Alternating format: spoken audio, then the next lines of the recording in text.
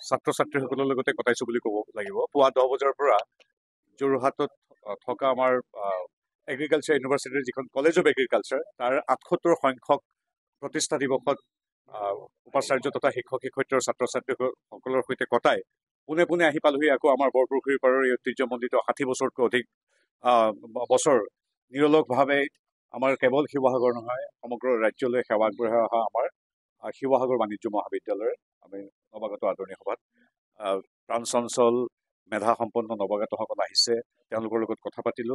আৰু এই চেগতে মই অধ্যক্ষ সমাৰজ্যোতি মহন্ত তথা আমাৰ গোটেই শিক্ষক শিক্ষয়িত্ৰী কৰ্মচাৰীসকলকো ধন্যবাদ জনাইছো, ছাত্ৰ এগৰাকীক ধন্যবাদ জনাইছো। আজি আহি ইয়াত এটা অনুপম পৰিৱেশ দেখিছো আৰু কৈ ভাল লাগিছে যে প্ৰথম বৰ্ষতে এইবাৰ আমাৰ শিৱসাগৰ কমাৰ্চ কলেজত 650 গৰাকী ছাত্ৰ ছাত্ৰীয়ে ইয়াত নামভৰ্তি কৰিছে আৰু কৰিবই, কাৰণ ইয়াৰ আমাৰ কেম্পাছ ইণ্টাৰভিউ হয়। ইয়াৰ ল'ৰা ছোৱালীয়ে কেৱল আমাৰ যিটো প্ৰচলিত যিখিনি আমাৰ কেৰিকুলামত আছে বিষয়, সেইবিলাকৰ বিষয়ৰ উপৰিও স্কিল ডেভেলপমেণ্ট, ইভেণ্ট মেনেজমেণ্ট ইত্যাদি বিভিন্ন পৰিসৰ সামৰি লৈ ছাত্ৰ ছাত্ৰীসকলক পেছাদাৰী ক্ষেত্ৰখনৰ সৈতে চিনাকি কৰাই দিছে ছাত্ৰ অৱস্থাৰ পৰাই। গতিকে এই শিক্ষানুষ্ঠানখনৰ এইবিলাক যথেষ্ট অনুকৰণীয় আৰু সাধুবাদযোগ্য কিছু পদক্ষেপ তেওঁলোকে লৈছে। গতিকে এই চেগতে মহন্ত ডাঙৰীয়া আৰু শিক্ষক শিক্ষয়িত্ৰীসকলক মই ধন্যবাদ জনাইছো, অভিভাৱকসকলক ধন্যবাদ জনাইছো আৰু শিৱসাগৰবাসী ৰাইজে বিগত 6টা দশকত মানে বাকী সকলোবিলাক কলেজৰ দৰে আমাৰ জয়সাগৰ কলেজ বা আমাৰ ইউনিভাৰ্চিটি হ'ল, আমাৰ গাৰ্লছ কলেজ, প্ৰতিখন কলেজৰ দৰেই লাচিত বৰফুকন কলেজ আছে ওচৰতে, আমাৰ এই শিৱসাগৰ কমাৰ্চ কলেজকো শিৱসাগৰবাসী ৰাইজে আটোমটোকাৰিকৈ খুব সুন্দৰভাৱে ৰাখিছে। তাৰে প্ৰতিফলন আমি বিদ্যায়তনিক যি আমাৰ ফলাফল পাওঁ তাতেই পৰিস্ফুট হৈছে। গতিকে মই আজি খুব ভাল লাগিছে ইয়াৰ ছাত্ৰ ছাত্ৰীসকলৰ সৈতে দিনটো কটাই।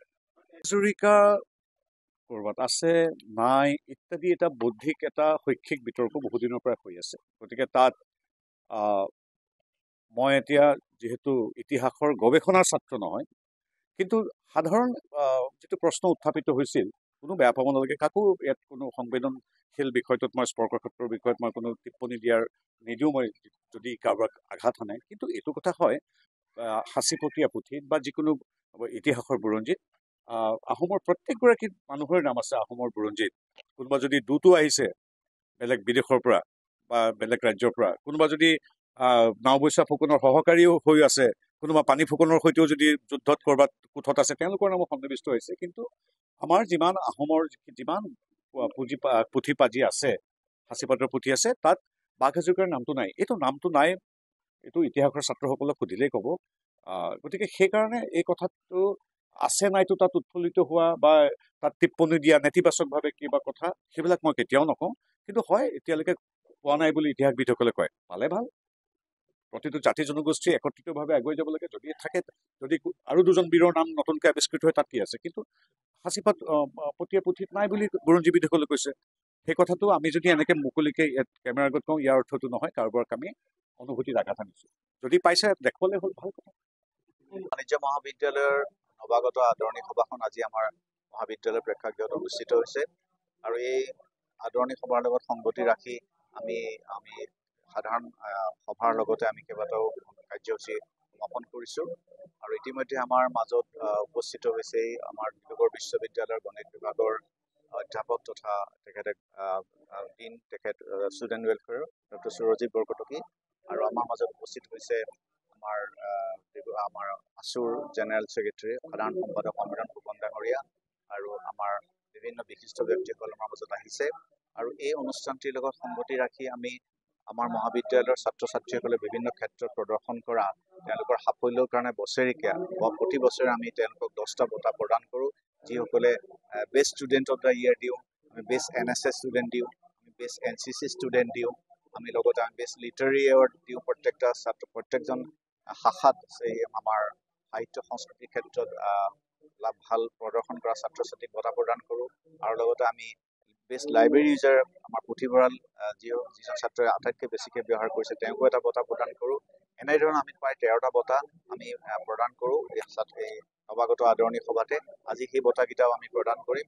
লগতে আমি আমাৰ মহাবিদ্যালয়ৰ এটা নিয়োগ সংস্থাপনৰ ক্ষেত্ৰত ইভেণ্ট মেনেজমেণ্ট কৰ্চটো আমি 2014 চনৰ পৰা চলাই আহিছোঁ। আৰু এই ইভেণ্ট মেনেজমেণ্ট কৰ্চৰ যোগেদি বহু ছাত্ৰ ছাত্ৰীয়ে ছেল্ফ এমপ্লয়ড হৈছে। তেওঁলোককো আমি বিশেষ সাফল্য লাভ কৰা প্ৰায় 10জন ছাত্ৰ ছাত্ৰীক আজি আমি সম্বৰ্ধনা জ্ঞাপন কৰিম। ঠিক তেনেধৰণে আমাৰ আন কেতবোৰ বঁটা আমি সময়ে সময়ে আমি বিভিন্ন প্ৰতিযোগিতা অনুষ্ঠিত কৰিছিলোঁ, আজি তাতে প্ৰদান কৰিম। আৰু লগতে আমাৰ বাবে এটা ভাল খবৰ, আজি আমাৰ মাজত ছাত্ৰ সন্থাৰ সম্পাদক সমীৰণ ফুকনদেৱে এটা ভাল বক্তৃতা দিয়াৰ লগতে উদ্দীপনাময় এটা বক্তৃতা দিয়াৰ লগতে আমাৰ ভাৰত চৰকাৰৰ পৰৰাষ্ট্ৰ বিভাগৰ ৰাজ্যিক মন্ত্ৰী পবিত্ৰ মাৰ্ঘেৰিটা দেৱো আমাৰ মাজত উপস্থিত আছে। তেখেতেও যথেষ্ট উদ্দীপনাময় তেখেতে কথা কৈছে। আমি আশা ৰাখিম নতুন প্ৰজন্মৰ বাবে আমি কেতবোৰ আশাৰ বতৰা কঢ়িয়াই আনিব লাগিব।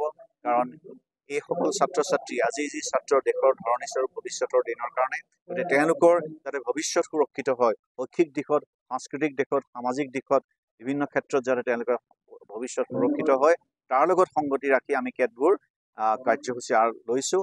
আশা ৰাখিছোঁ তেওঁলোক ইয়াৰ দ্বাৰা উপকৃত হ'ব আৰু নৱপ্ৰজন্মৰ যিসকল ছাত্ৰ ছাত্ৰী, নৱাগত ছাত্ৰ ছাত্ৰীসকল, তেওঁলোকক আমি আমাৰ কলেজলৈ আদৰণি জ্ঞাপন কৰিছোঁ।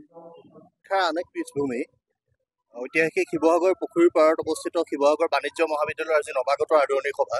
এই নৱাগত আদৰণি সভাত অংশগ্ৰহণ কৰিলোঁ নতুন প্ৰতিনিধিসকলৰ সৈতে, যিসকলে নতুন সময়ক প্ৰতিনিধিত্ব কৰে। তেওঁলোকে এটা নামভৰ্তি কৰিছে এটা সপোন লৈ, তেওঁলোকৰ সপোন বাস্তৱায়িত হওক তাৰ বাবে শুভকামনা জ্ঞাপন কৰিলোঁ। আৰু এই মহাবিদ্যালয়খনে শৈক্ষিক উত্তৰণৰ ক্ষেত্ৰত ছাত্ৰ ছাত্ৰীসকলক পৰিকল্পিতভাৱে আগবঢ়াই লৈ যোৱাৰ ক্ষেত্ৰত যথেষ্ট তেওঁলোকে সংগ্ৰাম অব্যাহত ৰাখিছে, বহু সফলতা লাভ কৰিবৰ কাৰণে সক্ষম হৈছে।